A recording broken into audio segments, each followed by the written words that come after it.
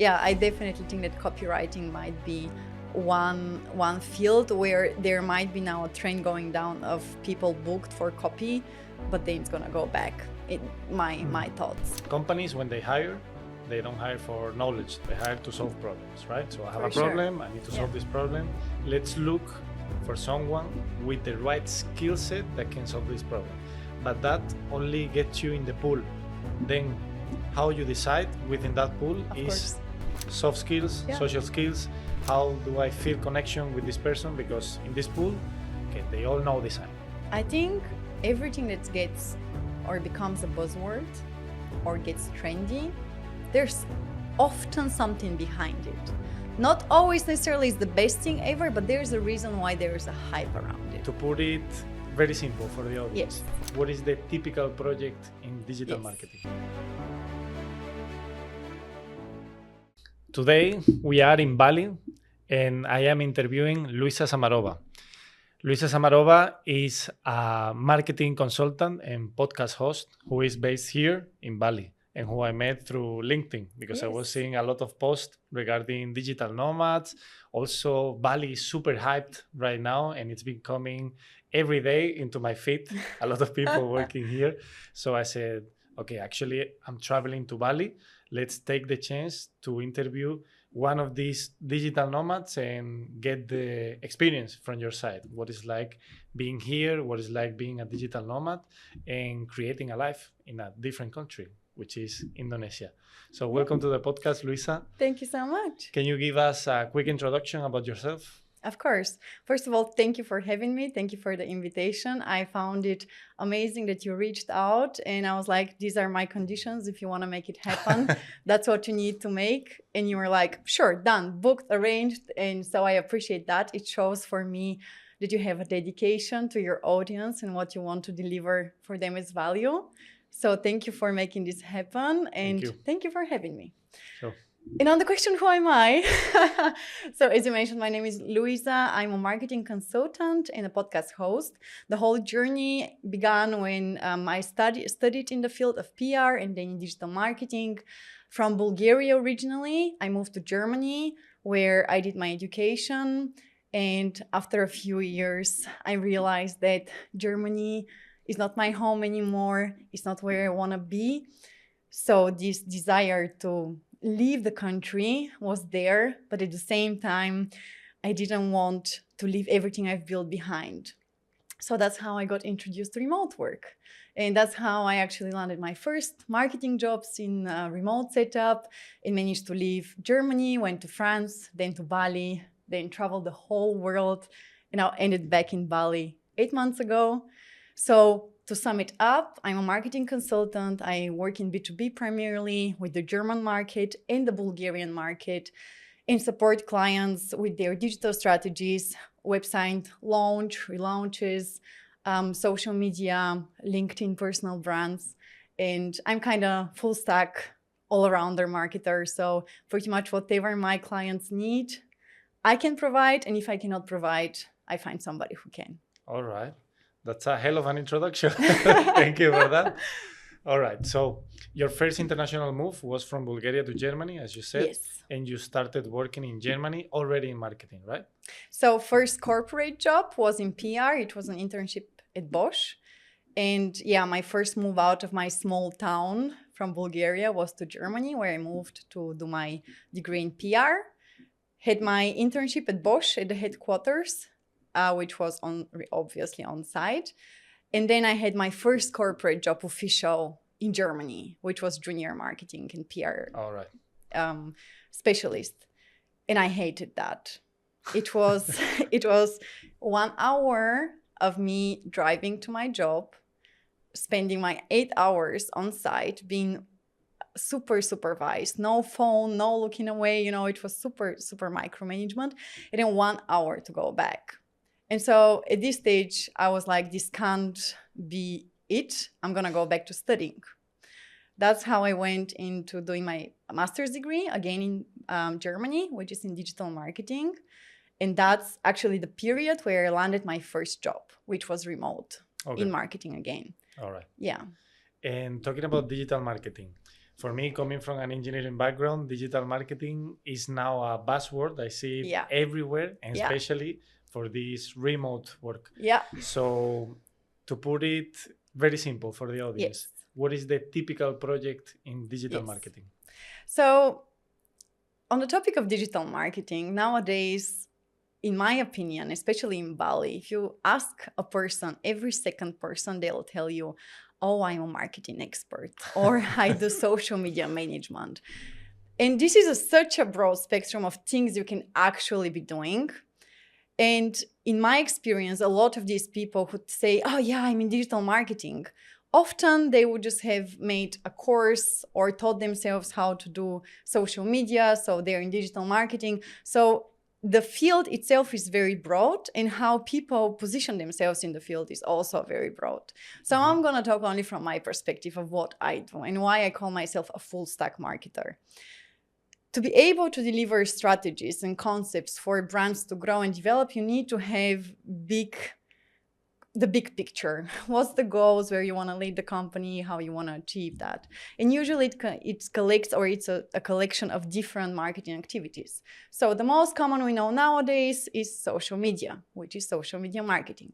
Then you would have SEO, which is the search engine optimization, how you find websites or certain companies when you search in Google, or nowadays in ChatGPT, which is another field. Then it could be the website part, which is designing the websites, launching the websites, and so on and so on. So it's such a big field nowadays that, you can be a digital marketing expert in very niche area, or like me, in a very broad setup. So my clients, as I said, are B2B primarily, which means they target other companies. They're not directly targeting you as a customer. They target other big concerns. So my major client in Germany is a consultancy, a management consultancy, which means we sell services to other companies. And the services we sell is consulting through people. So my job, since I started there as a working student back 5 years ago, that was kind of my second remote job, I would say. It was a baby. So it only had one website of 3 pages built in a super basic website builder. And so when I joined, the whole idea or the whole package I had to take care of is who's this company, how we want to position it. So we had the strategy behind who are we, how do we sound, how do we look, the visual part, which would be the branding. And then at the same time, it would be, okay, where do we position ourselves so potential clients can see us, hear us, and reach us? So we're talking, in my case, from literally website building and relaunch with external companies, of course, depending on the platform we're going to develop the site on, to the social media strategy, the topics we're going to cover, how often we're going to post, in what formats, how they're going to look, what's the copy behind. That's also my job. But at the same time, positioning the CEO of the company on his private LinkedIn profile. But at the same time, we're going to a fair, the biggest tech fair in Germany, so preparing our stand. But at the same time, we have a demo of our products. So I do also the video edit. So that's why I say, exactly, I'm a full stack in terms of I can support you from A to Z, and whatever I cannot deliver, I can outsource.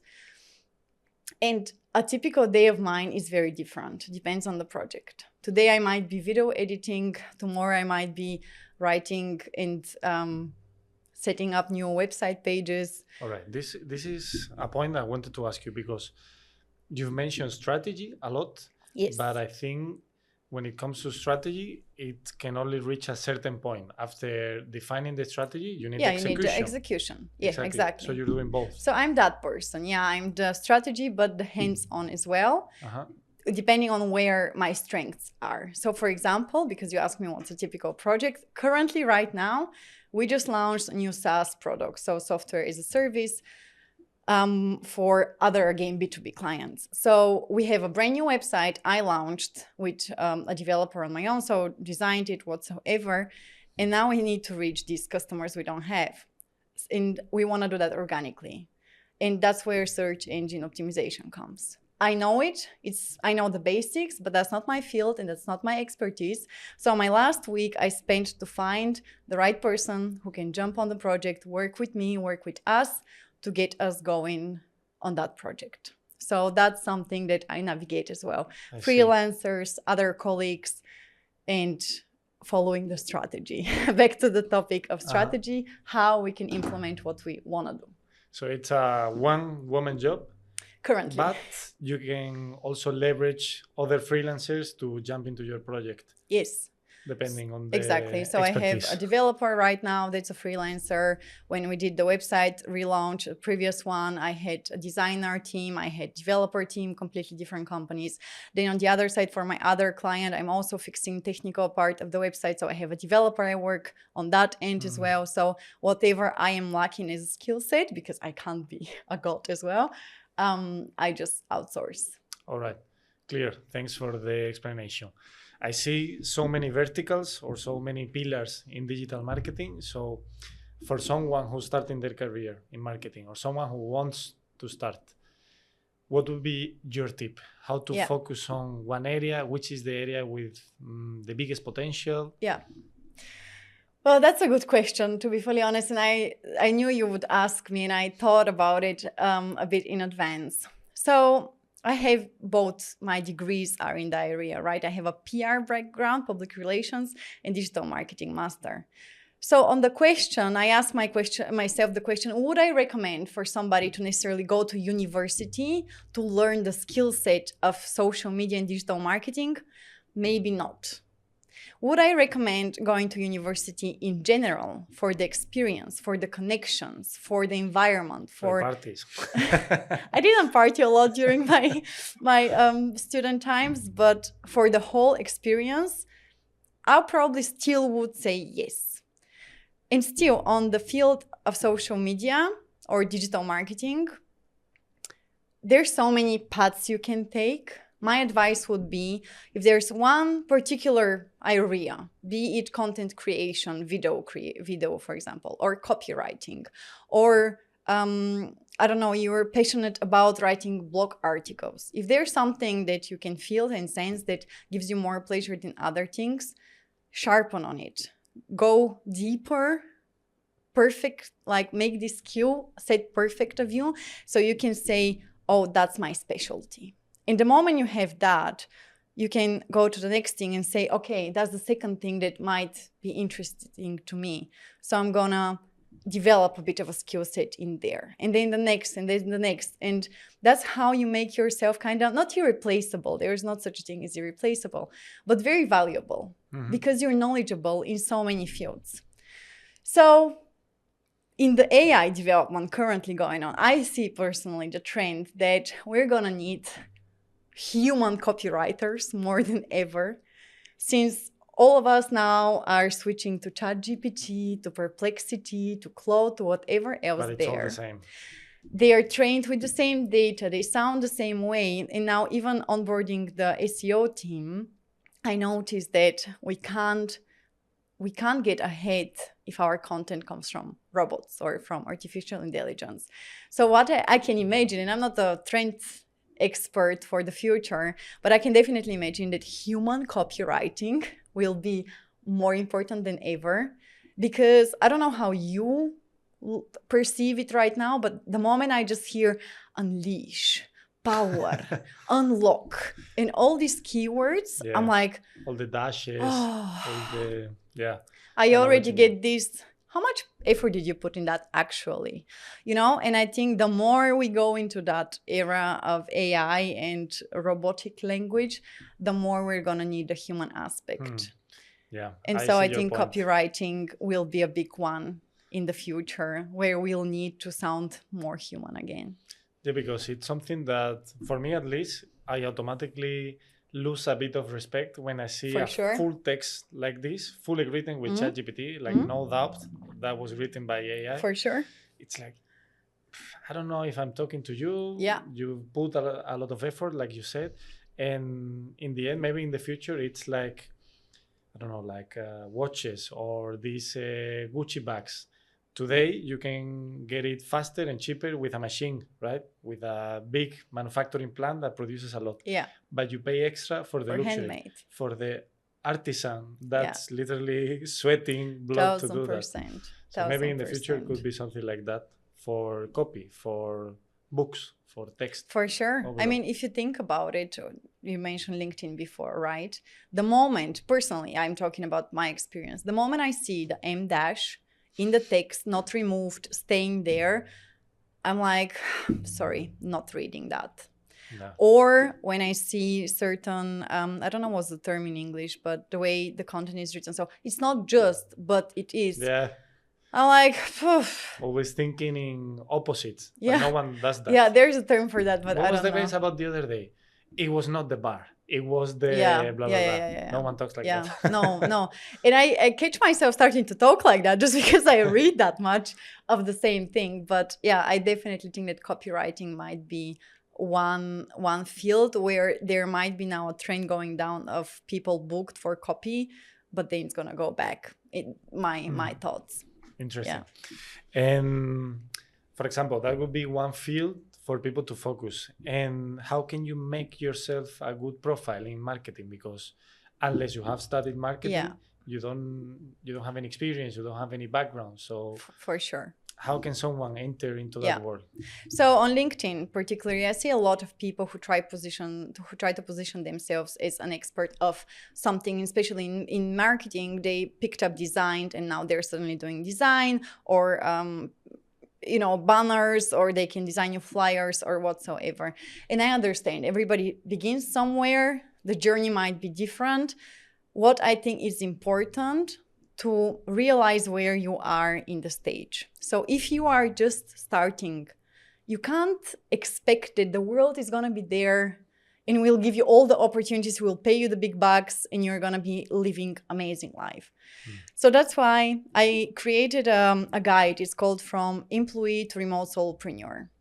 And it guides you in 5 steps how to transition from being an employee to a solopreneur. And my first advice is get laser clear on your skill set. So let's say you want to pick up design, and now you're suddenly going to be doing designs for companies, for personal brands, whatsoever. If you don't have a portfolio and you're still a nobody, which we are all at some stage of our lives, we're 20. I mean, we're nobody. Go and work pro bono. Go and reach out to your network, to people you know, to people you don't know, and tell them, look, I'm working on this. I want to develop a portfolio. That's what I'm passionate about right now. That's what I can provide for you. Would you be interested into me doing something for free for you, for a referral or for a testimonial? Mm-hmm. When you do a bit of that and you see, okay, what I am doing actually is good quality and people are actually happy and they give me great feedback, then you can take it to the next stage, which would be, okay, I'm going to start charging for this, but still a bit of a lower price since I'm new. I don't have that huge of a portfolio to prove that I am somebody. So you go through the same path again. Try reaching out to people you want to work to, your ideal client, to somebody you would imagine yourself working long-term with, or that stays behind a message that you relate with or something that's important to you. And I'm not talking the biggest companies. Go start small, start with people or companies that are close to you that are more able to say yes or willing to say yes over no. And once you got that momentum, you've proven yourself. That's when things start. It's a beautiful journey because things start unfolding naturally. You're going to recommend me. Then this client is going to recommend me because I did an amazing job.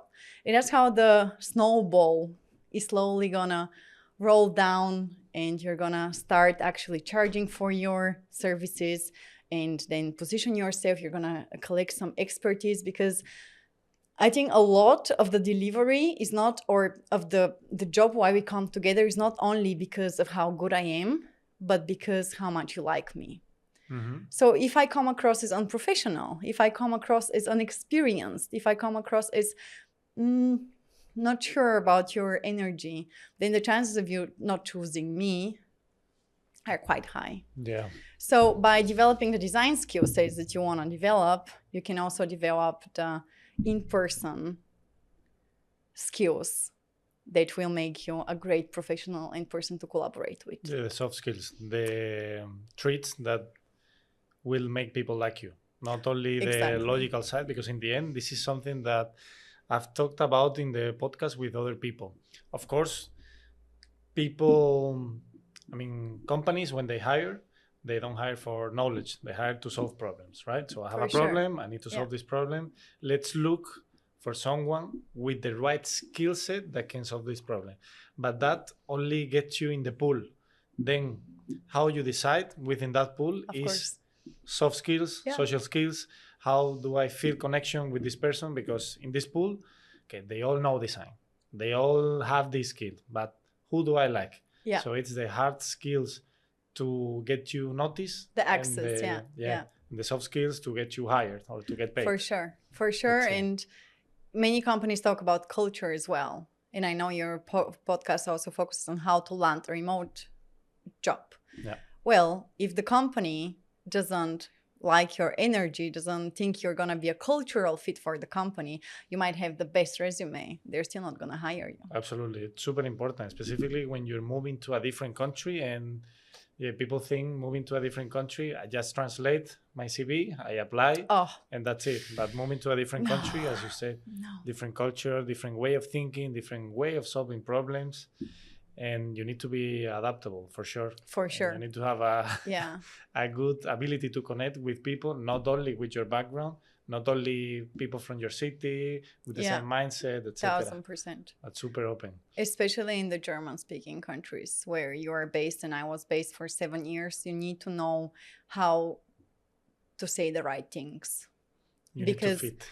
You need to fit. You can't be, I've had so many rejections just because I just spoke my mind. Like I would say, they would ask me, where do you see yourself in 5 years? And I would say, well, the world is such a huge place. There are so many doors that are open for me. I can imagine myself building something on my own. And that got me rejected for a trainee position. For a trainee position that doesn't even promise you that you're going to get hired full time. Wow. And so so when they called me, they rejected me, telling me, too ambitious for a trainee. You mentioned, you said that in 5 years you can't imagine yours. And I'm like, so what would you prefer me to say? That I imagine myself staying in this company for the next 30 years? Is this any better? Oh, yeah. So I knew that there was obviously somebody who was more suitable. But my perspective is like, don't lie to me. Just don't lie to me. Okay.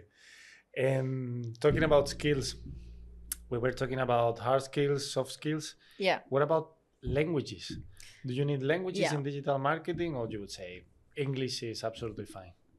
It depends. It depends on how big you dream. So honestly, I can't imagine anymore working in Bulgarian, even though that's my mother tongue, for many different reasons. But I also couldn't imagine myself working in German because it was so hard. So depending on where you are at the stage of your journey, at the beginning you might think, that's such a big discomfort step for me to work in a foreign language. And then when you do it once, you're like, that was not that bad. And then you do the next thing, and then you're like, that was not that bad either. And so this comfort zone, I know many people talk about it, but it's essential.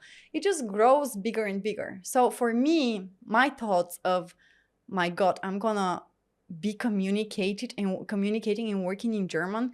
No way. I can't German, even though I put so much effort to learn the language and so on and so on. Just my internal blockage is that I'm not a good speaker and I'm not good enough to be in the communication field.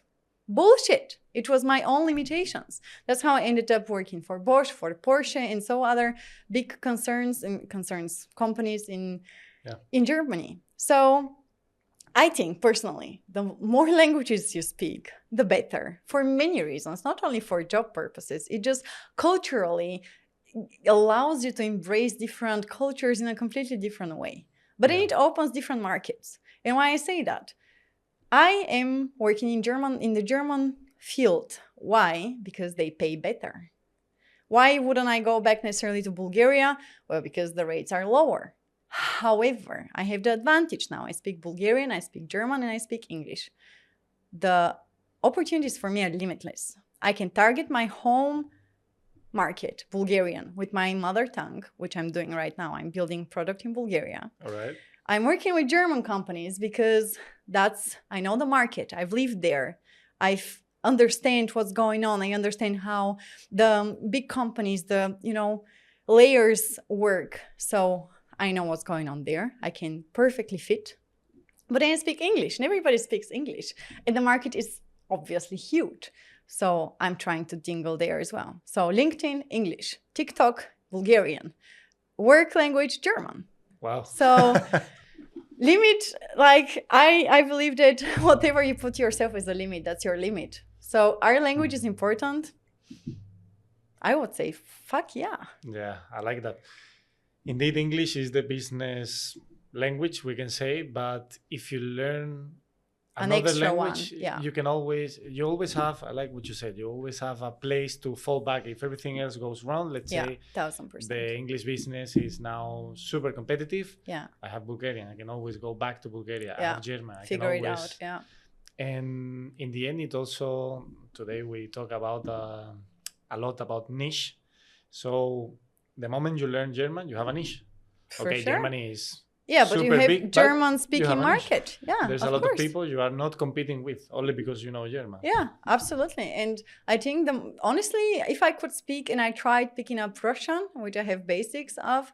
I tried picking up Italian. I also have basics of. And I tried picking up French because I lived in France as well. I genuinely wish I now could speak these languages, and not per se for the business purposes, which would have been probably very advantageous as well. But it's just amazing. How cool is it that I can now tell you in your mother tongue, hey, how are you doing? And catch up and so on. So there's no downside of speaking a language. Let's put it this way. It's only the time you need to put in. The moment I arrived in Switzerland, I met people speaking 4 languages, but easy. This is the standard. We speak 3 and a 4th one.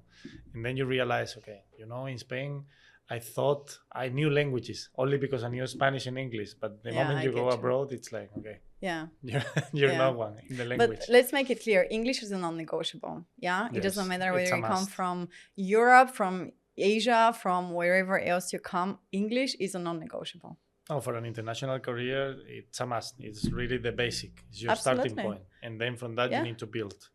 And especially, sorry to interrupt, but especially if whatever country you come from, if you want to expand out of that country, even if you stay in your country, even if you never leave it, if you just desire to expand what you do, well, that's the answer. For sure. And talking the last part about skills. Yeah. Certificates. I always like to ask about certificates because in some industries, certificates are very valued. Yeah. And I put in balance certificates versus experience. Is there any certificate in digital marketing that will get you access to more jobs, or you would say actually experience and portfolio? Yeah. That's it. 1000% in my opinion, in my experience. So the main reason why I actually went back to do my master's was that I know that just because I have a master's degree, I would get probably around 10,000 euros a year more. So just because I had the master's degree, automatically, regardless of how good I was or how bad I was, it would automatically give me higher paid job. So for me, that was already, that's a... Absolutely, I'm definitely gonna do that. So I did that. But at the same time, it's a personal preference. Many different people choose it in whatever way they like it. If I was to work with you, I would like to know that you have a certain background or certification. And sure, experience is extremely amazing. After 5 years plus or 6 years, you don't care about the certification. But if you're behind or 5 years minus, well, I'm going to ask, okay, so what have you done to prove me that you can build HubSpot funnels? Or do you have any design background? Or did you teach yourself fully? So I'll definitely question that. So if I was to be now your mentor, navigate you, I would definitely say, let's get a few certificates to prove that you are a credible person. Even just putting them on the CV or on your LinkedIn. And it just gives a bit credibility, but at the same time, if you're amazing in what you do, if you give me the most amazing portfolio, then I'll be like, oh, fuck them. Oh, nobody cares. So it's very, very specific for who you are, how you are as a person. Depending on your level of seniority, right? So if you're just starting, maybe a certificate backs you up. Like you're not one, but you have this certificate, so I know I can trust you. Yeah. Well, if you're 18 and you don't want to go to school or to university, but please do something just for you to feel more secure. I mean, figuring it out on your own is probably harder than somebody navigating you and giving you the basics. And I know everything is on YouTube and on tutorials, but just having this path that you can follow and handed to you. Yeah, I'm pro. And is there any certificate that's hot at the moment? Oh, I can't tell you, honestly. I don't know. I've done, besides my PR and master's degree, I've done HubSpot certification, which is the biggest CRM in marketing. So it's like all the clients come in this system and then you can do all the marketing to them and all the sales funnels and emails and stuff. So I've done a few of those. Currently, I am not going deeper or on marketing skill sets. I'm trying to improve my personal skill sets for eventual direction that I want to take. So I'm taking on personal development stuff, less than marketing focus. All right. Good. I think we got a lot of good tips about skills, about digital marketing career. Yeah. So now the hot topic. Tell me. Digital nomad, working fully remote and living this travel lifestyle where you are not tied to a specific office. Yeah. I want to understand, how was the process for you to become one? And after that, what advice can you give to someone who wants to be a digital nomad, starting from zero? Starting from zero. So I'm going to share my personal story first, and then I'm going to walk you through how to start from zero if that's really your dream. And I believe it's possible for anyone. So my personal story, during my master's degree, I got recommended to start in a startup that was, I would say, 90% remote. We didn't have an office. We would just go for meetings from time to time because it was a startup. It was a one-person show, hiring working students. That's a very typical thing in Germany. And that's when I was like, wait, that's pretty cool. Like, not bad, because I was just so tired. That's shortly before or shortly after I got my 9-to-5 job that I was traveling 2 hours a day. So when I transitioned to remote, even though my apartment was 22.5 square meters, it's probably the half of this apartment. Smaller than this, yeah, it's smaller than this. I felt the freedom that I can just do the work whenever it fits me during the day or during the week. And that was pretty cool. So I got not fired, but let's say we didn't continue our working arrangements with this startup. For me, it was clear. The next job I'm going to have needs to be remote. So I set it as an intention. Lucky enough, I applied to a bunch of positions, whatever remote, whatever not remote. And I'm like, I go into this application conversation. I'm like, he's like, the CEO was, do you have any requirements? And I was like, my requirement is to be remote. And he's like, well, we're a remote company. And I was like, oh, well, great. That sounds awesome. I'm on. So that's how I officially started my remote journey, by applying and getting myself into a remote company without an office. And we're talking 2020. So this is 5 years ago. Right. Or 2021, sorry, 2021. COVID hits, you know, the whole story. I'm not going to go through that. But I was still based in Germany, and I realized Germany is not a great place for me anymore. I want to grow. So I spoke to the company and I said, do you mind me going to work from Paris? They said, sure, go and work from Paris. So I did an exchange. I did an Erasmus for 6 months in Paris. And it was obviously working great for everyone. European time zone, nobody cared. And then I said, okay, so I want to go to Bali now. Is it okay? And it was, a bit time zone difference and so on. But sure, go for it. So in 2022, it was the first time when I moved to Bali, with already working remotely on part-time. So I was still a student finishing my master's, working remotely part-time for this German client. The time comes around, Bali time is done, and we need to talk contract. It's time for them to either take me over or to let me go. And I knew at this stage that I have made myself not irreplaceable, but very valuable. Okay. I knew the company inside out. I was building the company with the CEO, so I was very hands-on. So I put the cards on the table and I said, I know you love working with me and I love working with you and I love the relationship we have, and I know that I can keep growing together with you and with the company and grow the company at the same time. My requirement, if you want to continue to work with me, is that I don't live in Germany anymore. I am a contractor to you. I'm a freelancer. All right. So you don't employ me. And I can work from anywhere in the world. And that was it. They said yes. They accepted. Yeah, they said All right. yes. So I did have to swallow a bit the financial part. It was a little bit lower than what I would have anticipated, but it gave me the freedom of packing my suitcase and going wherever I want. So back on your question of how to do it. As I said, I've created this guide of how to transition remotely. My second step in it is turn your employer into your client. I think many people underestimate the power of relationships.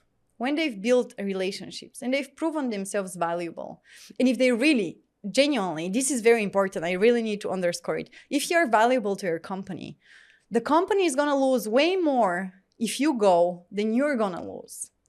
They need to hire a new person. They need to onboard them. They need to teach them. And if you are already years in the processes and have done so much for them, where it's way easier for them to potentially say yes to you than saying no to you. Yeah. And in the end, you're still working for them. It's only that they need to be able to say yes to something new. But the work you're going to do the same. Yeah. The work you're going to do for them is exactly the same. Yeah. It's only a change in the contract, right? Exactly. From employee to freelance. To now we pay this person outside of the company. Yeah. Well, it does change a bit also the whole aspect of how I go to company events and this kind of stuff, because now I'm not as much treated as an employee because I'm very independent. I don't go to the events and so on and so on. But that works totally fine for me. Mm-hmm. So it depends on your arrangements with the company, how actually involved you want to be in the company. Because my next step was step 3 of my guide, activate your network. So when I landed my first client, even though it's my ex-employer, it doesn't matter. It secured me financial freedom, that I know that every month I'm getting this amount of money for the work that I'm doing. And then my next step was like, okay, so I've set the foundation. I'm stable financially, but I still have capacity. How can I bring it to the next level? So what I did was reach out in my network and said, I am now available. I have registered my own company, so to say. I'm a freelancer. And as you know, I just graduated from my master's degree and this and that. I have that 2 years of experience in the field.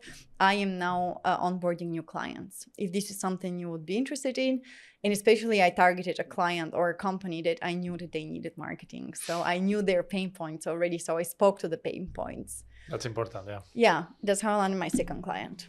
All right. So you had enough capacity. You were still working, let's say, full-time for the first employer, for the first contractor. And when you advance into your freelance career, you said, okay, actually, I have spare time. Yeah. I can take more projects. Yeah. So I more see it as how much value I deliver. So if this month you need me full-time plus overtime, I'm here. But if you next month don't need me, you need only half of my capacity, I'm here as well, because my projects vary and I'm always there. If they call me, I'm there whatsoever. But at the same time, it's not like, oh, I count every hour. I need to be there 8 hours a day and so on. This is what I wanted to ask you. How do you manage workload? And how do you get paid? Do you get paid by hour, by project? So it depends on the project, but I prefer having retainers. So packages, so to say. So monthly, I charge the same amount for the different clients, and they expect a certain scope of deliverables from me. So I charge all my clients different packages for what I deliver. Okay, so there's a defined scope of work that you deliver in a specific month or 2 month, 3 month period, and a specific amount that you can expect at the end of the month. So the deliverables vary depending on what's going on. This month we might have an event to prepare. Next month we might have a website to prepare. The third month we might have something completely else. So I don't have a defined scope. I deliver what you need from me. All right. In an hour, like in a let's say hourly package that makes sense in terms of, okay, so if I can't deliver this within this week, it's not because I don't want to, it's just not possible. Mm-hmm. So yeah, it's not defined with bullet points because I know these people for so long. I've worked with them for years now. Yeah, they trust you. Yeah, of course. So that's why I say you need to develop these relationships. And that's why employer can be a great kickoff for a remote career. And network, of course. Clear explanation. So in the beginning, try to ask this from your employer, go freelance, start working for them. Yes. Have your way of measuring your work, because now you completely change the framework, right? So when you're an employee, you get paid by hours. You do 8 hours every day. You know you're gonna get paid. Yeah. But here is a new framework. And if I can ask you, what are the pros and the cons of being a digital nomad, of being a freelance first? A freelance first. Yeah. Well, obviously the pros are that you can live from any country you want. So you are catching me in Bali, but I've been in Mexico, I've lived in Colombia, I've lived in Spain, I've lived in Morocco, I've lived in Turkey, in Georgia, in Dominican Republic, the list keeps on going. And I don't mean I've traveled, I've spent more than a month or 2 or 3 in each country. So the pros for somebody who loves traveling and loves the remote freedom in terms of location dependence, and that you don't need to be in a chair in your office. That's for me the biggest life upgrade you can have. The cons, of course, of being a freelancer, not of the lifestyle, of being a freelancer, is that in my contracts, it says 10 days. I can cancel you, or I can tell you we're not working anymore together. This means from today till tomorrow, you might be without a project, you might be without job. And if you don't have long-term stable clients, it can get tricky. I know that freelancers can burn out because of way too small projects, way too small or short-term projects. So that's why I usually advise, make sure that before you quit, that's in my guide as well, you've calculated how much you need a month for the basics, plus 20% for miscellaneous random things that you don't know might pop up. That's the base you need to survive every month. Mm-hmm. If you don't have that by your side gig, freelance, yet don't quit that fucking job. Because location freedom is amazing. Financial stress is not. Yeah, I can imagine. 1000%. You're not enjoying that traveling lifestyle if you don't can't have enjoy enough money. Anything. What can you enjoy if you wonder how you're gonna pay your rent, your Airbnb, or your booking next month or next week? So the biggest cons is uncertainty. Mm-hmm. Uncertainty of the financial stream. But if we go back to the skill set, and when you make yourself super valuable, and when you open your network and so on, you kind of won't fall in these situations. But they can always happen even if you're the best. Let's say we need to get a new client today, and you cannot take your former employer or someone that you know in your network. How to attract clients? Yes. So the third step that I mentioned, activate your network, is crucial. And I'm telling you that because so many people around us have businesses. So many people are running something, are doing something, and might need exactly you. But if they don't know that you are available, what you are offering, well, they're not gonna suddenly come from nowhere and tell you, oh, I need you. So you need to actively communicate what you offer, what you can resolve, and why they should pick you and that you're available. So actively using the network in person, and then we go on the online space. if you want to land a client, I know it's very, very dense markets nowadays. Everybody's doing content and so on and so on. Just be smart. LinkedIn right now is a great place to be when it goes to positioning yourself as an expert.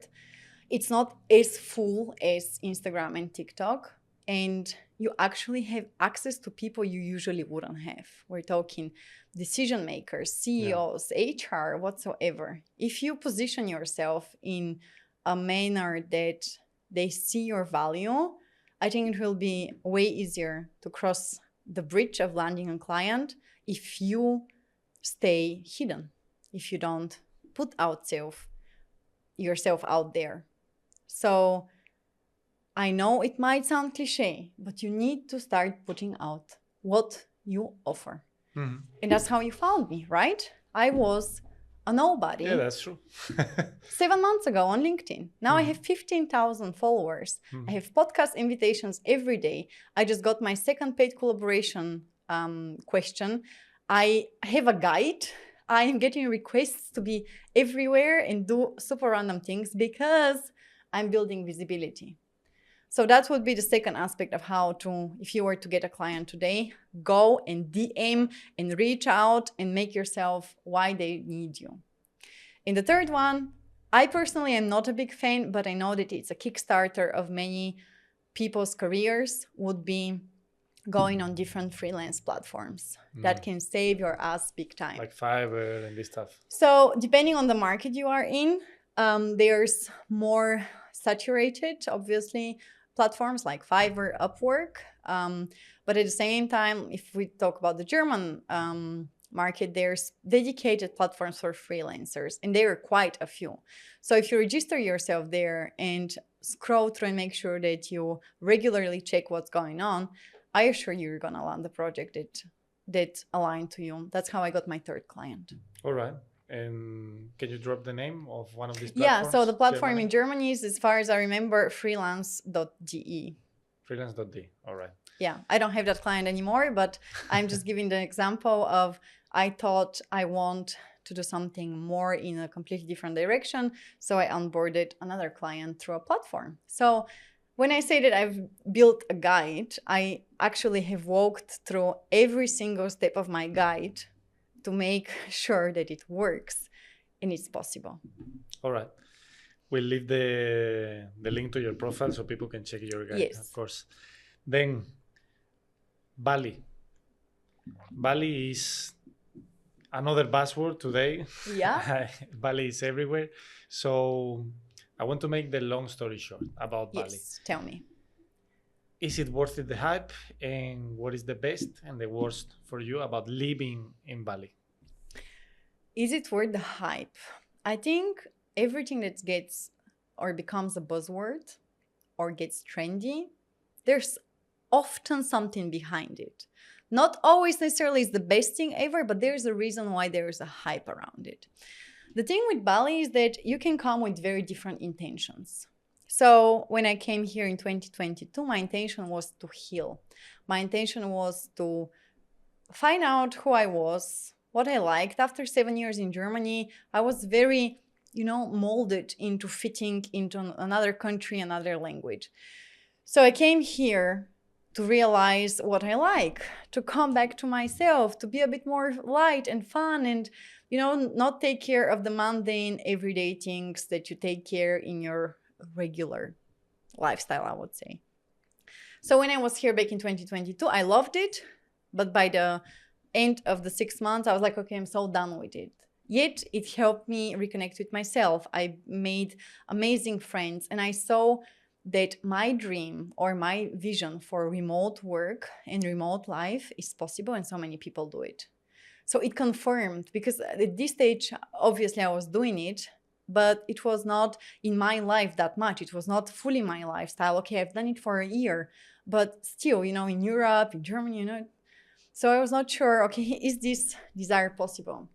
And so the reason why I came back 8 months ago, or now 9 months ago, was after 3 years of traveling, full-time traveling, every month somewhere else, or every 3 months somewhere else. You get to a stage where you're like, okay, I really need to rest a bit. I really need to calm down and, have a wardrobe, have somewhere you can put your shoes, not constantly pack and unpack and pack and unpack. So I have a boyfriend, and we actually met here 3 years ago. And so we were talking, since we've created this criteria of how we pick where we travel to, we're like, okay, so where should we go, where we can anchor, where we can stay for a while, where we'll feel comfortable, where our list of criteria is being checked, and it makes sense. So you're like, let's go and try Vietnam. It's super hyped. There's new towns there, uprising, super cheap. We can probably make it happen there. But then I was like, why don't we just go back to Bali?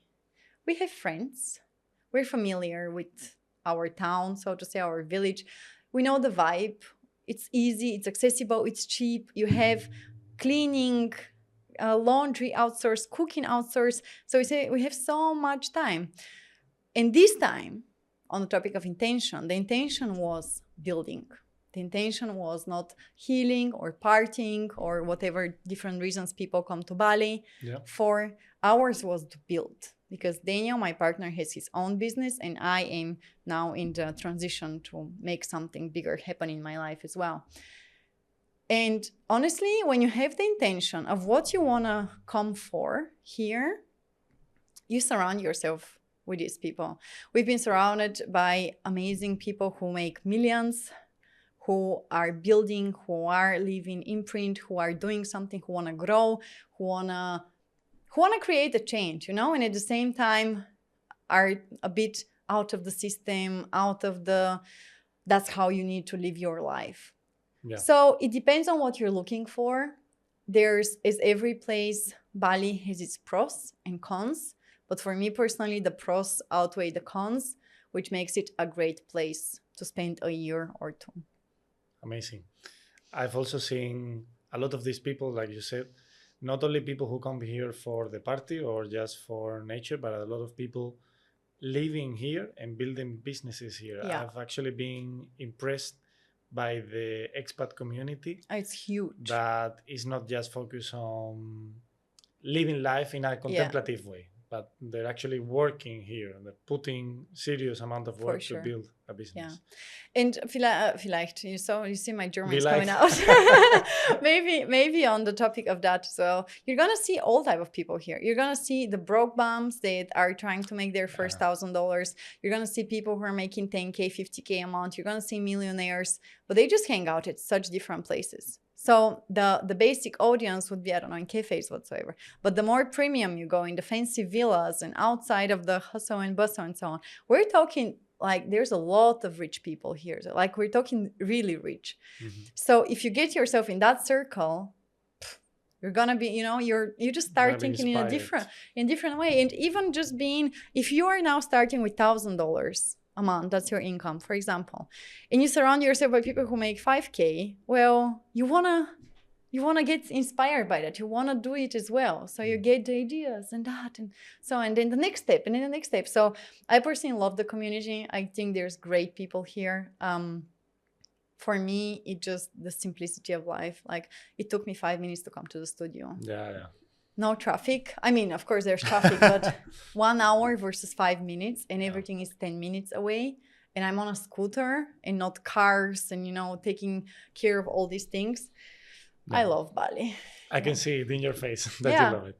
Yeah, I love it. All right, Luiza, we're reaching towards the end of the podcast. Yes. And awesome. I always ask 3 quick final questions. But before I go into that, I need to ask you about your podcast, because you're also hosting a podcast. Yes. So please tell us about it. Yeah. So on the topic of building this year and coming back to Bali to build, actually, I did a vision board December last year for the first time in my life. I've always wanted to make a vision board and put out my wild dreams on it.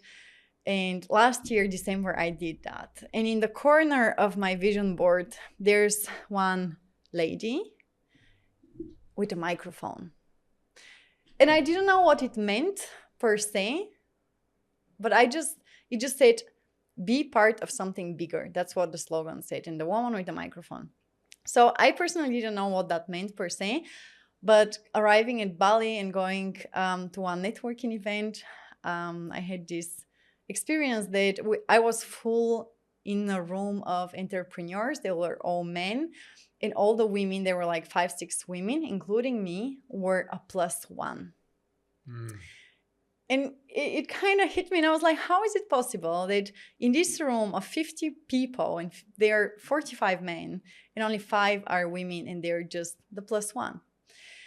And the topic of the networking and so on, I just came back home and I said, I'm going to start a podcast. And I already knew the name. And the name was and is not just his +1, inspired by that networking event. And what I do is I invite women who are building, who are dreaming big and working towards these dreams to share their stories, their journeys and paths. And I say that my podcast is for women who know they're meant for more. So I would love, that would be my ideal goal, to inspire the mini Luiza, the mini version of me, to dream big and even bigger than I've dreamed, and let her know that everything is possible. So That's my passion project right now. And I built the podcast studio at the rooftop of my villa. And yeah, I'm having amazing conversations. I love it. It's been going very, very well. And I'm super, super excited to keep on going, because I think that I have everything it takes or it needs for me to be the next Mel Robbins. I'm sure you do. Recorded on camera. I keep on saying that everywhere. But I think that behind the podcast, there's something big. And that's kind of my passion project right now. I like to see the passion in your speech. I can truly see that you're living it. I love it. Yeah, I live it. I stand behind everything I speak about. So the whole remote thing, my whole content on LinkedIn as well. If you guys are building brands and want to do something, come and connect with us on LinkedIn. Take the chance. Yeah, but my whole thing on LinkedIn is about remote life, because firstly, I believe it gives you an incredible amount of freedom, and secondly, because I believe that everybody, if they want it, can achieve it. Yeah, for sure. All right, Luiza, that was a great interview, full of tips for remote and for going into the freelance world. Before we finish, I always ask 3 quick questions that also need 3 quick answers. Cool. The first one is your favorite local food here in Indonesia. Oh, really? I'm simple. I just love nasi goreng, which is their fried rice with the chicken satay on the side with peanut sauce. All right. Yeah, it's a good one. It's a good one. You need to take care of your stomach if it's too spicy. I love spicy. I like it. It's okay for me. It kills the bacteria. It kills it for sure. The second one is one book that you recommend. It can be any topic, not business related. The first book that pops up literally in my mind is a book that I read probably 3 years ago. It's called Breath by James Nestor. It talks all about how we breathe and how we do it incorrectly in nowadays societies, how we underdevelop our jaw lines and noses, and that's why we have problems with breathing, and how breathing also leads to problems like ADHD and depression and panic attacks and so on and so on. And personally, for me, this book was life-changing when it goes to the health aspect, and I can only recommend it to anyone who cares about their health. Wow, interesting. I'll give it a read. I didn't heard about it. It's beautiful, beautiful book. I genuinely love it. Yeah. All right. And the last one is the best advice you ever received. I actually was thinking about it just before I came, because I was listening to the Diary of the CEO with Kevin Hart, and he asked the same question. Honestly, the thing that pops up in my mind is my father telling me, if you can't make it through the door, make it through the window. Okay, like do it regardless. Find There's a way. always a way. There's always a way. If somebody shuts the door in front of you, there's always a way you can still get in. And this can apply in so many areas of your life, regardless of what you're trying to achieve. There's always a way. Okay, good advice. It was a pleasure, Luisa. Thank you very much for joining the podcast. Thank you, Juan. And to your audience, guys, get your lives back. Go remote. Great. Thank you. If you enjoyed this conversation, follow me and share it with that friend who wants to move abroad. And if you're listening on Spotify, YouTube, or Apple Podcasts, please like and rate the show with 5 stars. It helps me a lot more than you think. Thank you very much and see you on the next one.